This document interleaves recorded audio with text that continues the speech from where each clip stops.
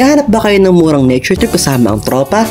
Baka eto na ang sign para maligo kayo sa Tala River Park by Len Cavite. For only 30 pesos nga sulit na ang ligo nyo dito. Tala River Park ay located sa Barangay Tabora by Len Cavite, na mas pinaganda, mas pinalinis at inalagaan ng mga mamayan ng Baylen. Ito ay isa sa mga pinagmamalaking ilog ng mga taga Baylen. Kaya tara, let's go! Simula Naik Terminal, kami ay sumakay ng jeep papuntang Baylen. Ang pamasahe simula Naik hanggang Baylen ay nagkakahalaga ng 50 pesos. At medyo may kalayuan nga ang biyahe dito. Kasama ang mga kulit na tropa, tara na, let's go! Tala River Park. At kapag nasa Baylen ka na nga ay malapit-lapit na lang dito ang lakaran. Smile! 1, 2, 3. Tapa. 1, 2, and... At kapag napunta nga talaga kami ng Baylen, hindi namin kinakalimutan na maligo sa mga ilog nito dahil ang gaganda talaga ng mga ilog. Bali ngayon darating na February 11 nga ay pesa na ng Baylen. At kapag nakita nyo na nga ang signboard ng Tala River, ay madali na kayo makapunta sa ilog. Bali mga ilang beses na nga kami nakapunta sa Tala River Park at talaga namang kamangha-mangha pa rin ang ganda ng ilog nito. Madami na nga na iba na dagdag sa Tala River.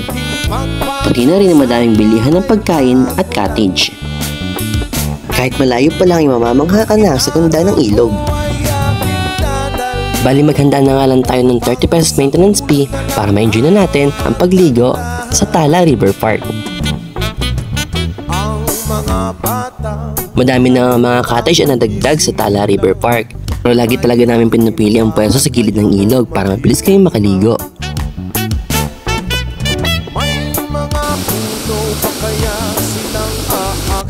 Pwede rin naman kayo magtayo ng tent para feel na talaga ang nature trip nyo magtotropa. Smile! Ay, bumukas. Maganda doon.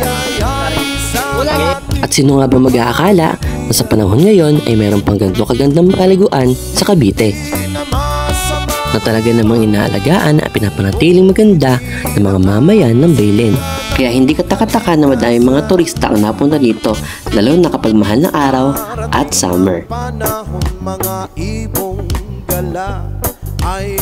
Pero syempre hindi kumpleto ang nature trip kung wala ang food trip.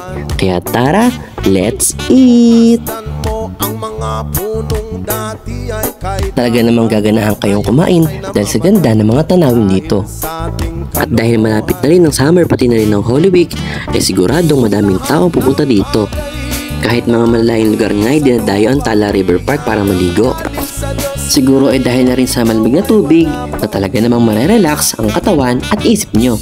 Kaya mapabata o matanda ay tsak na may in love sa ilog na ito.